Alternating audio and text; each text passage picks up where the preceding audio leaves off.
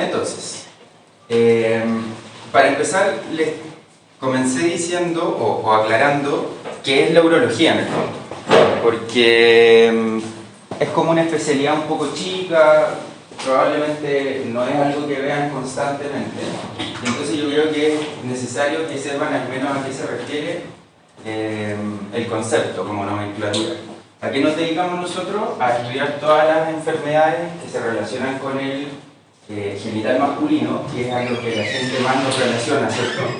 Pero también del sistema urinario en general. Por lo tanto, tenemos pacientes masculinos y femeninos, ¿sí? Y además nosotros vemos todas las enfermedades retroperitoneales. Por lo tanto, los tumores retroperitoneales en general también lo manejan los urólogos, ¿verdad? O las urólogas. ¿Qué decirles respecto como a algo particularmente, yo diría, medio especial de esta especialidad, valga la redundancia, respecto así como al tema semiológico? Habitualmente nuestros motivos de consulta o las enfermedades que nosotros investigamos generan un poquito de pudor, ¿cierto? Como que al paciente le cuesta ir, o a la paciente le cuesta ir por ese motivo de consulta, y entonces, así como para toda la medicina, ¿cierto? Pero probablemente en nuestra especialidad hay que preocuparse de tener una buena relación médico-paciente.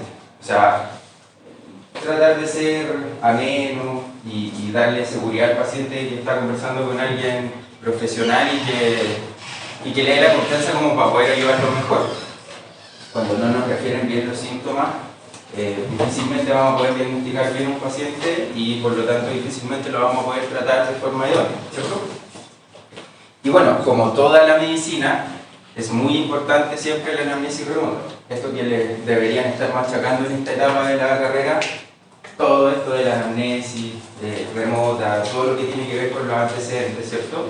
Saber muy bien mentalmente cómo se tienen que ordenar para hacer una buena anamnesis remota y luego agotar muy bien el síntoma o el motivo de consulta por el que viene él o la paciente.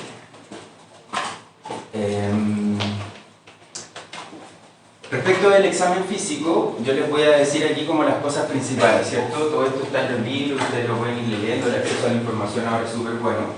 Pero les quiero dar mi visión como especialista de lo que tienen que ir a mirar dirigidamente o lo que dirigidamente nos convoca cuando hablamos de examen físico en la especialidad urológica, ¿sí?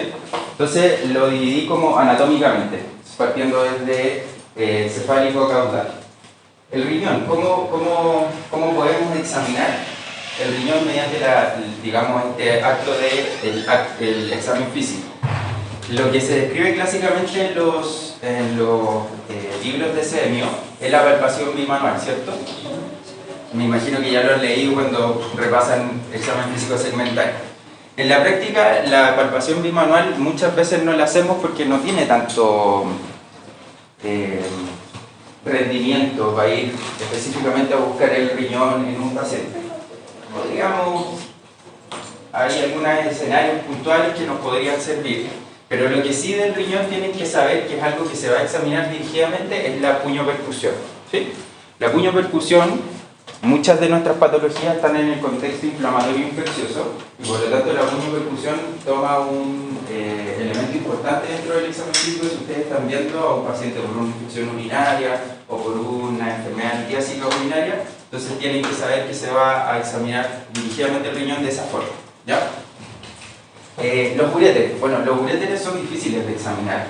La verdad es que si uno fuese estricto, lo único que podría destacar dentro del examen físico es el punto doloroso en el flanco que podría darte alguna idea de algún proceso inflamatorio o infeccioso en el uréter, que se puede ver de nuevo en litiasis o infecciones, ¿ya? De la vejiga. Bueno, la vejiga sí es más accesible al examen físico y lo clásico dentro de lo urológico que siempre tienen que evaluar, sobre todo en un contexto, digamos, de motivo de consulta afín, que son los síntomas del tracto urinario inferior, que los vamos a ir viendo después, siempre ir a buscar globo vesical. Y el globo vesical se palpa y se percute, ¿sí? Acuérdense, eso también lo han leído, me imagino, ¿cierto? Ok. Luego, en la zona inguinal, que no es específicamente nuestra, pero que igual nos convoca cuando tenemos que evaluar alguna lesión en la parte genital. Recuerden que los ganglios inguinales drenan la zona genital, así como también la extremidad inferior. Así que también es algo que tenemos que evaluar cuando estamos examinando un paciente urológico. Respecto a la uretra, lo que podríamos examinar a través de la exploración física es básicamente el meato, ¿cierto? Y en ese sentido es importante igual destacarlo, porque mirar el meato y ver una estrechez de meato, con solo examinar al paciente ya puedes saber cuál es la causa de su eventual problema. Si un paciente te llega consultando porque no puede orinar o porque hizo una retención de orina y tú lo examinas y tiene un meato puntiforme, entonces probablemente esa es la causa de todos los problemas. ¿Sí? Y eso lo vas a saber solo examinando al paciente. Luego en la mujer se podría hacer alusión a que además en torno al tema uretra, en las pacientes que tienen incontinencia de orina, uno las pone en posición ginecológica y las hace toser para ver si hay mucha hipermovilidad o escape urinario con esa maniobra. ¿Sí? Puede que sea una pregunta súper estúpida, pero ¿en qué momento, por ejemplo, porque imagino que los hombres automáticamente digan, bueno, urólogo, pero ¿en qué momento una mujer que tiene algo como riñón, meato, uretra, dice, bueno, ¿el nefrólogo o el urólogo? Perfecto. Bueno, eso es una buena pregunta. Uno cuando va pasando en la carrera como que lo va obviando, pero está buena tu pregunta porque me permite aclarar algo muy básico que tienen que saber. Así como les dije a qué nos dedicamos nosotros, quizás en ese punto yo debería haber hecho más alusión a que, como para que lo entiendan conceptualmente de una forma muy simple, nosotros somos como el cirujano del tracto urinario en general. ¿Sí? Por lo tanto, en general nosotros vemos toda la patología quirúrgica. Y luego, en otro carril paralelo, pero con el que nos relacionamos, está el nefrólogo, que es como el médico internista que ve las enfermedades del sistema urinario. ¿Sí? Entonces, todo lo que tiene que ver con la patología quirúrgica, que es básicamente litiasis, infecciones, tumores, lo vemos nosotros. O sea, un tumor renal lo ve el urólogo. Litiasis urinaria lo ve el urólogo. ¿Sí?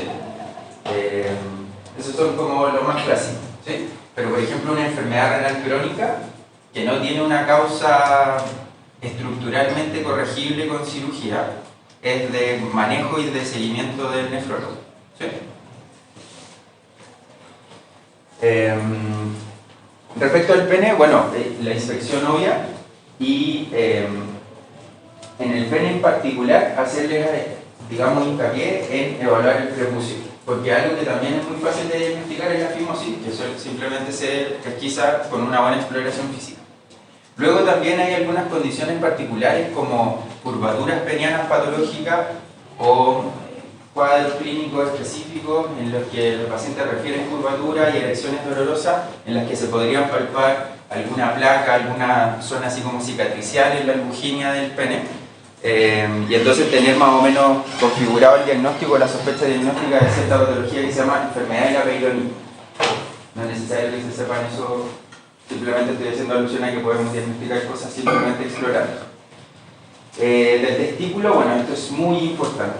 ¿Sí? Probablemente uno de los mensajes principales dentro del examen físico urológico es examinar los testículos y examinar la próstata, que es como lo más icónico de nuestra especialidad. Entonces, testículos, siempre hay que examinar los testículos y ustedes cuando hagan pasadas por distintas especialidades y hay algún motivo de consulta relacionado con los testículos, traten de examinar testículos porque si no lo hacen durante su periodo de pregrado, probablemente nunca lo van a aprender bien y eso va a significar que después cuando sean médicos egresados y no se estén de general de zona o ejerciendo, les cueste saber si un testículo está normal o no está normal. ¿Sí? Cuando evalúas el testículo, lo principal es la consistencia. O sea, un testículo de consistencia aumentada siempre es sospechoso de algo potencialmente malo, un tumor, y entonces tienen que encender la alarma inmediatamente. ¿Sí? Pero también buscamos sensibilidad, tamaño, etc. ¿Cierto? Del escroto, bueno, las lesiones obvias y el tacto rectal, que es como lo más clásico de la urología, que es para examinar la próstata. Dígame, doctor. Una pregunta respecto a lo de testículo con consistencia aumentada, ¿es como respecto al otro o como en general? Claro, en general tenéis como una comparativa con el contralateral, ¿sí? Pero si un paciente te llega consultando porque se palpó el testículo duro, o ponte en el escenario que sea un paciente que tiene un único testículo, si tú palpas un testículo duro también es sospechoso, ¿te fijáis? Por eso te digo que es importante que examinen, porque si no examinan y no saben médicamente examinar un testículo, les va a costar después determinar este tipo de cosas, ¿sí? Gracias. Bien. Bueno, el tacto rectal, que es como lo más icónico del examen físico urológico, está diseñado en nuestro caso básicamente para examinar la próstata, y con eso también vemos fundamentalmente consistencia y tamaño, pero luego también podríamos decir que nos ayuda a ver si está fija alguna estructura, etcétera, ¿cierto? Pero lo principal es tamaño y consistencia. Y una próstata normal se palpa más o menos como la eminencia hipotenar, ¿sí? Y una próstata anormal se palpa más dura. Uno dice como la unión de la articulación, o sea, como que esa es la comparativa. O sea, si uno palpa una próstata dura versus una próstata blandita, ¿sí? A la próstata normal en general se le dice adenomatosa, y a la otra próstata sospechosa bueno, de consistencia aumentada. Si uno palpa algo que es netamente duro, le podrías decir de consistencia pétrea, ¿cierto? Ok, bueno, y entonces, esto es como lo más icónico del examen físico. El testículo se examina haciendo una pinza, dejando fijo el testículo con el dedo medio y con el dedo pulgar, y luego con el índice palpando la superficie, ¿sí? Entonces dejan fijo el testículo por abajo y luego lo examinan por arriba con los índices, ¿sí? Y el tacto rectal, hay distintas posiciones en las que podrías hacer un tacto rectal. Para mí, y yo te lo transmito desde la experiencia, siento que lo más fácil es que le digan al paciente que se acueste en decúbito lateral y que se ponga en posición fetal. Entonces así ustedes hacen un tacto rectal que es más cómodo que a que el paciente esté en supino y que levante las piernas y flecte las rodillas, ¿sí? O que de repente lo acuestan boca abajo. Tampoco lo encuentro muy cómodo, ¿sí? Ok. Bien, ¿cuáles son los motivos de consulta? No, obviamente no vamos a poder abordar todos los motivos de consulta urológicos, pero estos son los que destaqué y yo creo que son los más importantes. ¿Cómo me devolvía? Con la de arriba a la derecha. La izquierda. El dolor urogenital, los síntomas del tracto urinario inferior, que se abrevian LUTS por el nombre en inglés, o STUI por la abreviatura en español. Las alteraciones del color o el aspecto de la orina, trastorno de la erección, de la eyaculación, y les dejé uno aquí aparte que es como screening de cáncer de próstata, que también es un tema recurrente en urología. Ok, dolor renal. El dolor renal típico es lo que podríamos atribuir en la mayoría no sé, más del 90% de los casos en donde vemos dolor renal es en pielonefritis aguda. Entonces aquí les puse como el diagnóstico que es como más representativo del dolor renal. Y es un dolor que se caracteriza por ser insidioso, sordo, constante, moderado. Habitualmente no tiene irradiación, obviamente en la fosa lumbar. Habitualmente no tiene irradiación, y lo típico de este dolor es la puño-percusión positiva, ¿sí? Entonces, eso es lo típico, puño-percusión positiva, esa puño-percusión que no sé si alguna vez le ha tocado ver, pero que habitualmente se da en pielonefritis, ¿cierto? Como les decía acá, por lo tanto es más frecuente en mujeres. El cuadro típico es una mujer joven que está con una pielo que le palpan, ¿cierto? Es un golpeteo, ¿no? Pero uno le golpea muy suavemente la espalda y la paciente salta de dolor, ¿sí? Eso es una puño-percusión positiva, sí, claro. Porque claro, si uno está, por ejemplo, eliminando un cálculo, también podría tener sensibilidad aumentada y tener una puño-percusión más o menos positiva, que el paciente refiere a dolor. Pero la puño-percusión típica, clásica, real, es la de la pielonefritis aguda en curso, que uno, con una maniobra bastante amable, desencadena un dolor muy importante en el paciente o la paciente, ¿ya? Luego tenemos el dolor pielureteral, que es el dolor clásico o típico del cólico renal. Y a diferencia del otro dolor, que es insidioso y sordo, este es un dolor de perfil cólico, ¿cierto? Ustedes ya vieron esta semiología del dolor, qué perfiles hay de dolor, y el dolor cólico es el que lo saben, ¿no? Que es un dolor que empieza y tiene un pic de dolor y luego baja, ¿sí? Y es un dolor intenso. De hecho, el cólico renal, que lo podríamos homologar a dolor pielo-ureteral, es uno de los peores dolores de la medicina y lo describen en varios libros semiológicos de esa manera, ¿sí? Por lo tanto, si alguno de ustedes ha tenido, que es bien probable que alguno haya tenido por el número de personas que estamos acá, probablemente si lo han tenido o han visto a alguien que haya tenido, van a poder identificarlo claramente, porque es un dolor cólico muy intenso, de intensidad máxima, que habitualmente empieza en la fosa renal y tiene habitualmente alguna irradiación que más o menos sigue el trayecto del uréter, ¿sí? Por lo tanto se mueve un poco hacia el flanco, un poco hacia la fosa ilíaca y hacia en el caso del hombre el testículo y en el caso de la mujer el labio mayor ipsilateral, ¿sí? Ese es como el cuadro clínico típico del cólico renal, que en el fondo, semiológicamente hablando, es un dolor pielo-ureteral, ¿sí? También puede tener, como les decía, un poco de puño-percusión positiva, pero no es la puño-percusión típica clásica. O sea, si yo les pregunto a ustedes como urólogo, ¿de qué es la puño-percusión? Es más de pielonefritis que de cólico renal, ¿sí? Sabiendo con criterio, ¿cierto?, que una puño-percusión puede estar presente en un cólico renal. No nos va a descartar que si uno hace una puño-percusión, un paciente que tiene un cuadro clínico típico de cólico renal, digamos, ah, no, este paciente no tiene un cólico renal, tiene una pielonefritis, ¿cierto? Ok, vamos, dolor vesical. El cuadro clínico clásico de dolor vesical es la retención aguda de orina, que es la abreviatura que les puse acá, RAO, retención aguda de orina. Y es un dolor también agudo y habitualmente es muy intenso y progresivo. Y obviamente se asocia a no micción o imposibilidad de micción. Deseo miccional sin lograr evacuar la vejiga, ¿sí?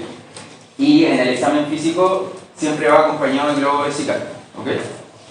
Respecto del dolor prostático, el cuadro clínico clásico es la prostatitis y se podría describir como un dolor que en general se localiza en el perineo y tiene un perfil más bien insidioso y sordo, ¿sí?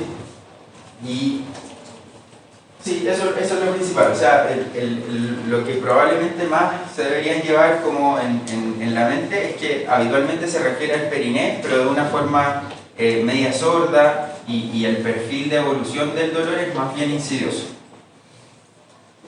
Dolor peniano, bueno, el dolor peniano como tal depende básicamente del cuadro clínico que lo está provocando.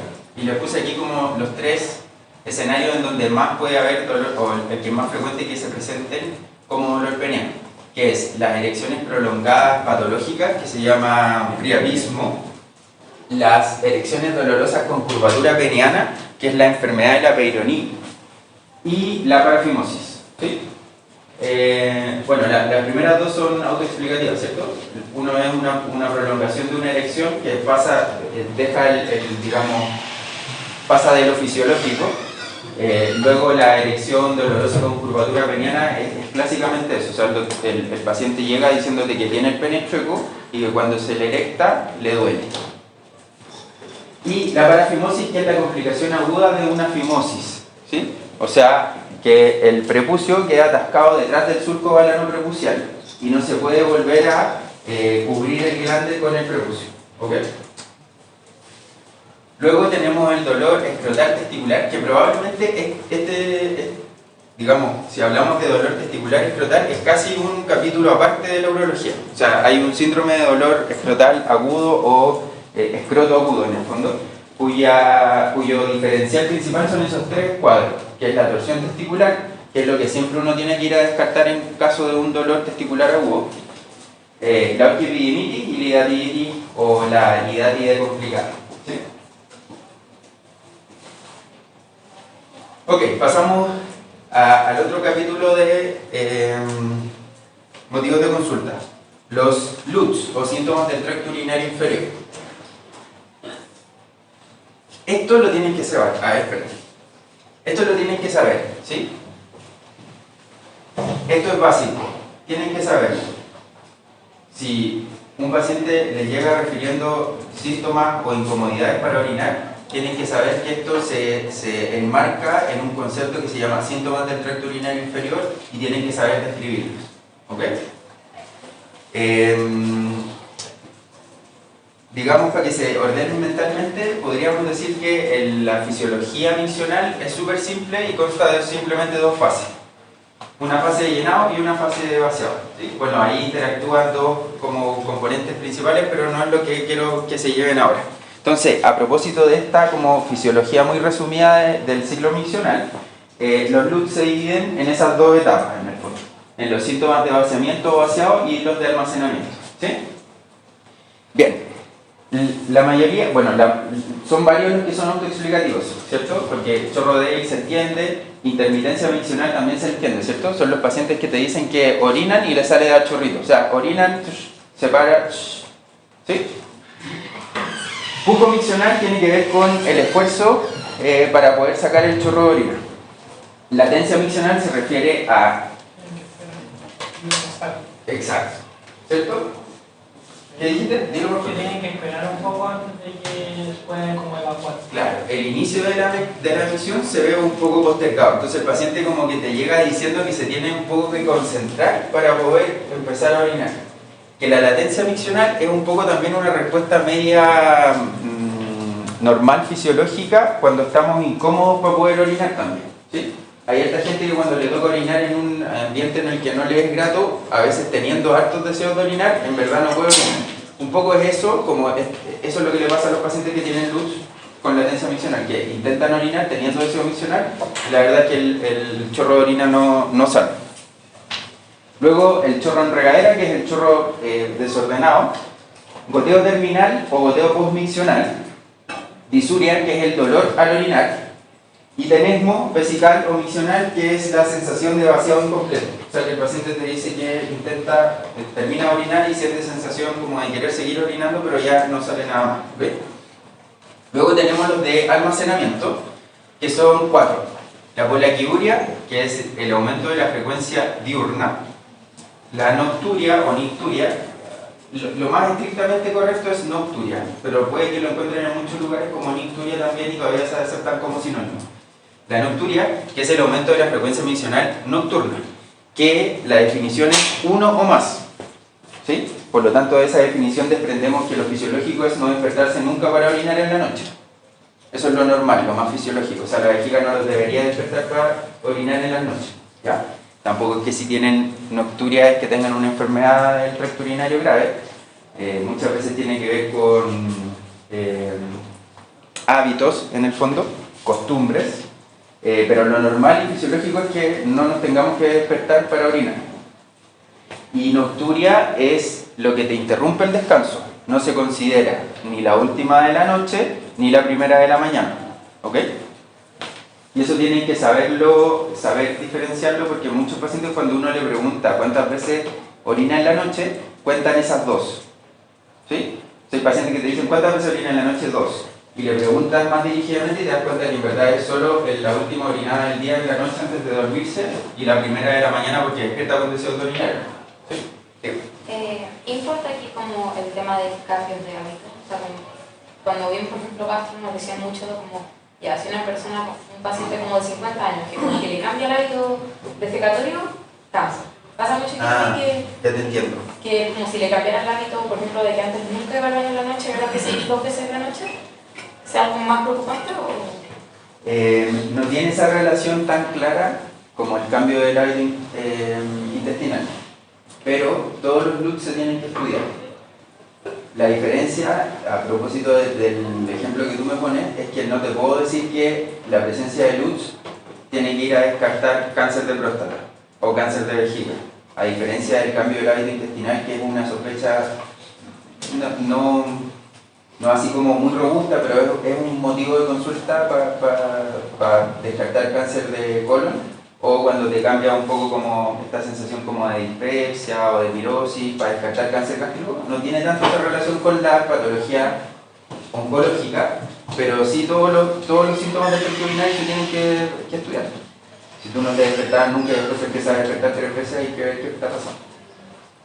Consulta, ¿la polaquiuria tiene alguna relación con el volumen? Que nosotros el año pasado le Sin hemos duda. visto como el hacer muchas veces pocas cantidades. Claro, esa es la definición clásica, ¿sí?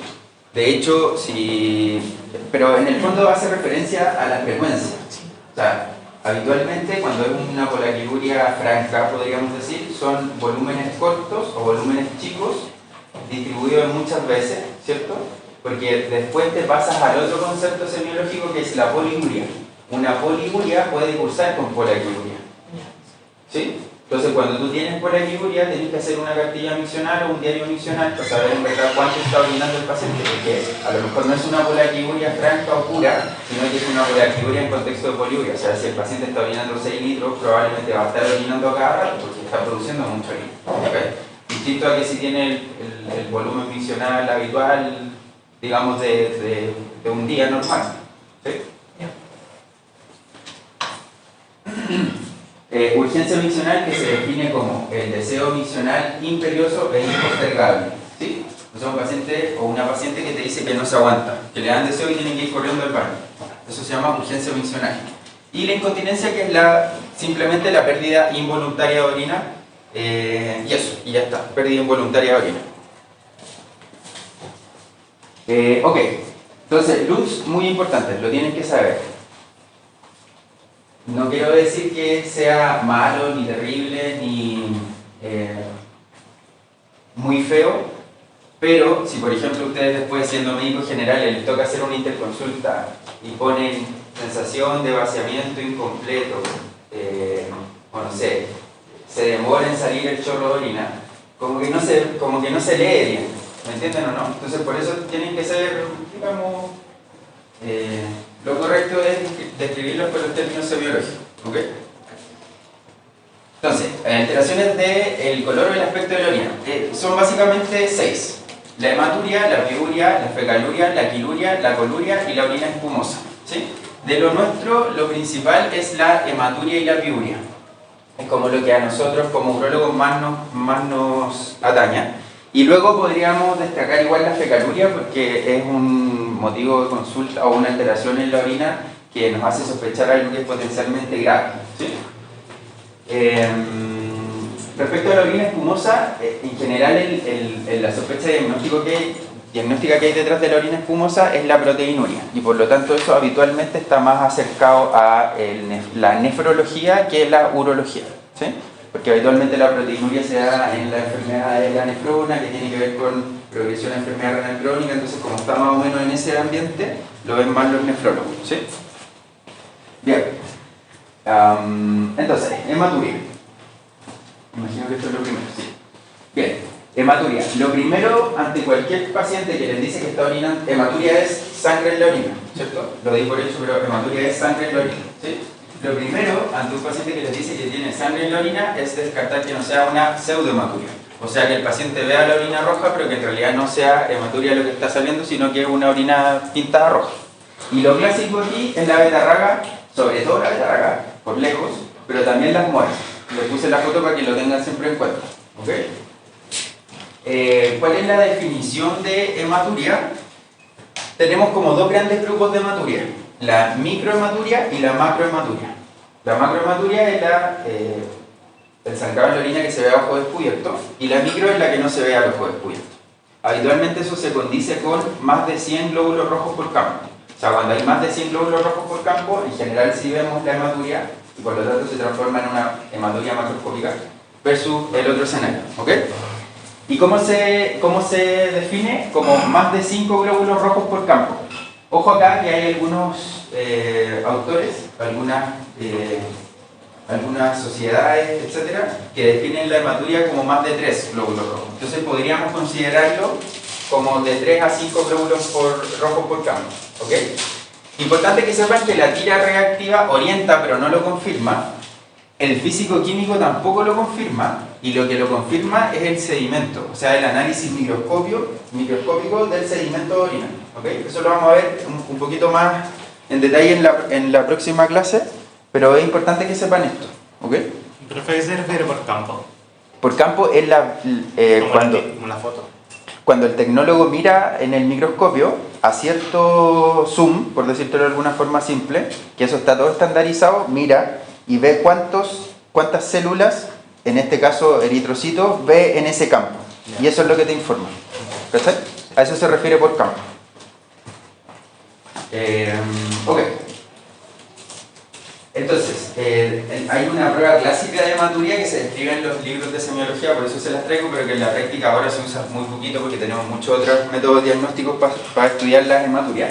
Pero hay esta prueba clásica de los 3 pasos que en el fondo se trata de orientar sobre el origen de la hematuria según si la hematuria es inicial, terminal o completa. O sea, si el paciente solo orina sangre cuando al principio del chorro de orina, al final del chorro de orina, o en verdad si es completo durante todo el rato. Y habitualmente cuando el chorro de orina se tiñe solo al inicio, o uno más lo orienta a que sea una lesión del tracto urinario bajo desde el cuello vesical hacia afuera. Que en el fondo lo que tú tienes que pensar es que hay una lesión en la uretra o en la próstata, que sale el chorro de orina, estando en la vejiga, ¿cierto? La orina sale, arrastra esa lesión que sangra y luego limpia, ¿cierto? Al revés, cuando la lesión está en la vejiga en general, se piensa que puede ser más bien terminal, porque el chorro de orina empieza a salir, la vejiga cuando se estruja, para que me lo entiendan de una forma simple, ahí la lesión sangra y entonces al final sale el chorro de orina con sangre, ¿sí? Y luego la hematuria que se le llamaba completa es más de origen renal, ¿sí? Ahora, nosotros vemos tumores y cáncer vesical que tienen hematurías completas y no aplica tanto esta analogía teórica, ¿sí? Pero es bueno que lo sepan como un poco de casi historia de la medicina. Ok, la piuria es el aspecto infeccioso de la orina, ¿sí? En el fondo es que la orina salga con pus, ¿sí? Y lo clásico de la piuria obviamente es la patología inflamatoria infecciosa. Luego la fecaluria, que yo les decía que es uno de los cuadros que ustedes tienen que saber, digamos, identificar y sospechar, porque te puede dar una sospecha diagnóstica importante, que la fecaluria es el contenido de deposiciones en la orina, eso significa fecaluria. Y el principal, digamos, sospecha diagnóstica que nos hace establecer es una comunicación anormal entre el tracto intestinal y el tracto urinario. Clásicamente son fístulas vésico-sigmoideas, ¿sí? Vésico-colónica, habitualmente. Y muchas veces, como hay una comunicación anormal, el aspecto es de fecaluria y también, además, los pacientes refieren neumaturia, que es la eliminación de gases al orinar, ¿sí? Entonces los pacientes dicen literal que se tiran peos cuando están orinando. El paciente está orinando y le sale el chorro de orina y de repente gas, ¿sí? Y ahí la sospecha diagnóstica es una fístula vésico-intestinal.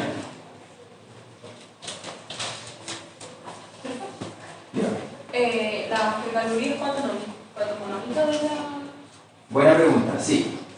Si uno hila muy fino podría encontrar otras alteraciones que podrían simular una fecaluria, pero si tú tienes una fecaluria franca, no hay otra, digamos, explicación más que está comunicado el tracto urinario con el tracto intestinal. La neumaturia, por su parte, podría no ser patognomónica de una sospecha de fístula, porque hay algunas infecciones que producen gas y que podrían cursar con neumaturia, ¿sí? Luego trastornos de la erección, que esto son 2 palabras nada más. Menos disfunción más priapismo, ¿sí? Cada una de las dos da como para una clase por sí misma. El priapismo en general se define como una erección prolongada por más de 4 horas con dolor, ¿sí? Y es una erección no fisiológica, no media un estímulo sexual constante, ¿cierto? Y lo relevante es que cursa con dolor, o sea, el paciente llega muchas veces no oportunamente, porque cuesta consultar por esto, pero en el fondo esa es la historia, que aparte de que la erección está prolongada, hay dolor. Luego de la eyaculación, podemos tener eyaculación dolorosa, eyaculación precoz, hemospermia o hematospermia, aneyaculación, que es la ausencia de eyaculación, o eyaculación retrógrada. Sobre la eyaculación retrógrada, que significa la ausencia de eyaculado en el momento del orgasmo, pero teniendo eyaculación, solo que se va de vuelta hacia la vejiga. Y eso se produce por una alteración del cuello vesical. Cuando estemos más en uro propiamente tal, vamos a ver un poquito más de la fisiología de la respuesta sexual. Y a propósito de eso, van a entender cómo se producen los cambios de presión en la uretra para que cuando se produce la sensación orgásmica, el semen que se almacena a alta presión en la uretra prostática salga hacia la punta del pene y no se devuelva hacia la vejiga. En el fondo es porque el esfínter, que podríamos llamar esfínter, el cuello de la vejiga, no se cierra bien, siendo que es lo que debería pasar, y como queda medio abierto, como se produce aquí una cámara de alta presión, el semen filtra hacia la vejiga y entonces no se sale por la punta del pene. ¿Sí? Y eso es clásico de la patología prostática tratada, mediante cirugía o mediante fármacos. ¿Sí? Luego, el resto, bueno, la eyaculación precoz también es una disfunción sexual por sí misma, así como la disfunción eréctil. Y luego, la eyaculación dolorosa, la hemospermia, habitualmente tiene un contexto inflamatorio infeccioso. Y la aneyaculación, la verdad es que es un cuadro súper difícil, porque en el fondo el paciente no llega al orgasmo. Y es súper difícil de tratar, muchas veces tiene un poquito de contexto como de patología de la esfera mental, psiquiátrica, y es muy difícil de tratar. Es raro también en todo caso. Ok. Y luego, por último, el screening de cáncer de próstata. Esto también lo vamos a ver después en las clases de cuarto con un poquito más de detalle, pero quiero que igual de tercero se vayan con la idea básica de que esto es muy importante en urología, ¿sí? El screening de cáncer de próstata es uno de los temas principales que a ustedes como médicos generales les preocupa desde lo urológico. Y tienen que saber, yo les diría, dos cosas básicas. Primero, que como regla de cocina, o sea, como receta de cocina, como regla general, el antígeno prostático, primero, un poquito más atrás, la sospecha de cáncer de próstata se establece básicamente cuando el antígeno prostático está elevado o cuando el tacto rectal es sospechoso. Como yo les mencionaba en la parte del examen físico, cuando la próstata básicamente se palpa dura. ¿Sí? Cuando el antígeno prostático está elevado, como receta de cocina o regla general, sobre 4. ¿Sí? Eso es como lo clásico. ¿Por qué hacemos screening? Tamizaje. ¿Entienden el concepto de screening o tamizaje? ¿Cierto? Que ir a buscar dirigidamente una patología. ¿Sí? ¿Por qué hacemos? Básicamente por la carga epidemiológica que representa el cáncer de próstata, que es un cáncer bueno, es el cáncer más frecuente en el hombre, y por carga epidemiológica representa una de las primeras causas de muerte por cáncer en el hombre. ¿Okay? Por lo tanto, por eso lo vamos a buscar. A pesar de que biológicamente no suele ser un cáncer muy agresivo. ¿Sí? Entonces, en general, ¿qué hacemos? Lo primero es educar al paciente, o sea, decirle esto lo hacemos por esta razón. ¿Sí? Luego, esto irá un poco más fino, pero luego uno podría establecer el sustrato de la literatura que nos hace tomar una decisión u otra y explicársela al paciente, porque hay hartos pacientes que haciéndose screening se diagnostican de un cáncer de próstata que el concepto técnico es que no va a ser clínicamente significativo. O sea, que por ejemplo se va a morir de otra cosa en el fondo. ¿Sí? Entonces tenemos que tratar de adecuar este screening a casos que efectivamente se beneficien de hacer el tamizaje. Pero como concepto general, desde los 50 a casi todos los pacientes deberíamos hacerle screening de cáncer de próstata, contacto rectal más antígeno prostático. ¿Sí? Luego la periodicidad de ese tacto, o sea de ese screening, depende básicamente del valor del PSA. Cuando los PSA están muy buenos, o sea bajo 1, uno podría saltarse un año de screening. Incluso hay algunas recomendaciones internacionales que dicen más años. Yo en la práctica no les recomiendo saltarse tanto el screening porque de repente hay pacientes que de un año para otro llegan con exámenes alterados y es muy difícil explicarle a ese paciente en particular que él tuvo el 0,01%, estuvo en el 0,01% de la población. Es muy difícil explicar eso. ¿Okay? Entonces, tacto más antígeno como regla hasta 4, desde los 50 y hasta más o menos los 70 o los 75, que es lo que se justificaría ir a buscar dirigidamente un cáncer, porque probablemente después de esa edad el paciente es posible que se muera de otra cosa, incluso teniendo un cáncer. ¿Sí se entiende? Ese es como el concepto. Entonces, aquí un poco le puse la tabla de resumen. Yo les dije de los 50, ¿cierto? Aquí les puse 55. Podríamos llevarlo a los 55, 50, ese es como el rango. Y hasta los 70 o 75, entre comillas todos. Si tienen más de 70 o 75 años, uno podría valerse de tablas de sobrevida. Si es un paciente que está muy, muy bien, de repente vemos pacientes de 80 años que parecen de 60 en el fondo y tienen una edad biológica mucho mejor, bueno, ahí uno podría justificarse seguir haciéndole el screening. Y antes, debería hacerse antes, 5 o 10 años antes, en pacientes que tienen básicamente antecedentes de familiares de primer grado con cáncer de próstata. ¿Sí? Por lo tanto, hermano o padre con cáncer de próstata. ¿Sí? Ok. Bien. Aquí yo les puse 3 como valor. ¿Sí? Les dije que la receta de cocina es hasta 4. ¿Sí? Pero van a encontrar en hartos sitios de literatura que consideran hasta 3, sobre todo en pacientes más jóvenes. O sea, no es lo mismo tener un PSA de 3 a los 80 o a los 75 que tener un PSA de 3 a los 57, por ejemplo. ¿Cierto? Pero quedémonos, más allá de lo que dice aquí mi diapo, quedémonos con el concepto mental, así como general, que el antígeno prostático es hasta 4. ¿Ya? Sabiendo también que a pacientes más jóvenes uno debería esperar antígenos prostáticos más bajos. ¿Ok?